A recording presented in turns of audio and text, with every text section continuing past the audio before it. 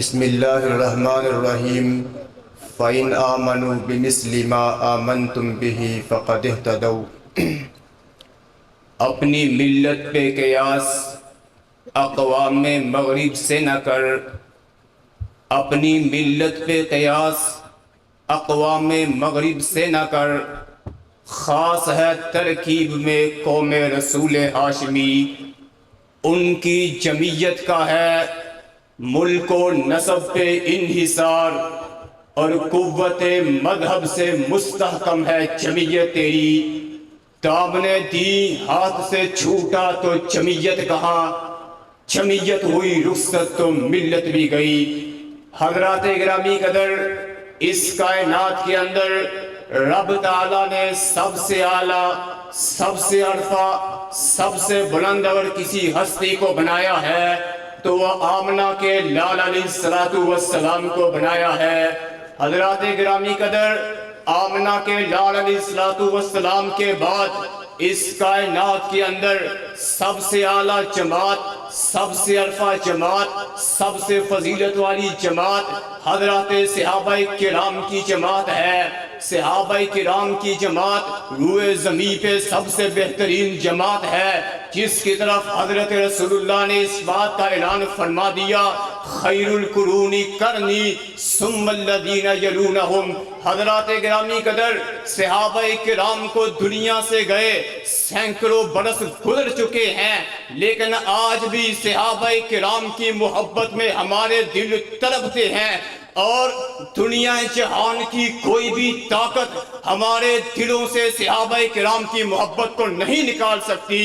حضرات گرامی قدر، ہم صدیق اکبر کو نہیں بلا سکتے، وہ صدیق اکبر جس نے اسود عنسی اور مسیلمہ کذاب کا خاتمہ کر کے ختم نبوت کے ڈنکوں کو بجا دیا، وہ صدیق اکبر جس نے منکرین زکوٰۃ کے خلاف اعلان جہاد کر کے ابھرتے ہوئے فتنے کو دبا دیا۔ حضرات گرامی قدر، ہم سیدنا عمر فاروق کو نہیں بلا سکتے، وہ سیدنا عمر فاروق جس نے کیسر و کسریٰ کی ہیبت کو مٹا دیا، جس نے بیت المقدس کو کفر کے شکنجے سے چھڑا دیا، وہ ابن خطاب کہ جس نے یہودیوں کو جزیرہ عرب سے نکال دیا۔ حضرات گرامی قدر، ہم سیدنا ذی النورین کو نہیں بلا سکتے، وہ سیدنا ذی النورین کہ جس نے حیا کا پرچم لہرا دیا، وہ سیدنا ذی النورین جو جود و سخا کا پہاڑ بن کے نکلا۔ حضرات گرامی قدر، ہم سیدنا علی المرتضیٰ کو نہیں بلا سکتے، جو حضرت مصطفیٰ کے داماد ہیں، وہ سیدنا علی المرتضیٰ جس نے مذہب کو گرا دیا۔ حضرات گرامی قدر، ہم حضرت امیر معاویہ کو نہیں بلا سکتے، وہ امیر معاویہ جو 66 لاکھ مربع میل کا حکمران بن کے نکلا، وہ امیر معاویہ جس نے سب سے پہلے بحری فوج کو روانہ فرما دیا۔ حضرات گرامی قدر، جب تک اہل الحدیث کا ایک بھی فرزند زندہ ہے، مر تو سکتے ہیں، کٹ تو سکتے ہیں، لیکن صحابہ کی عظمت کے اوپر سمجھوتا نہیں کر سکتے۔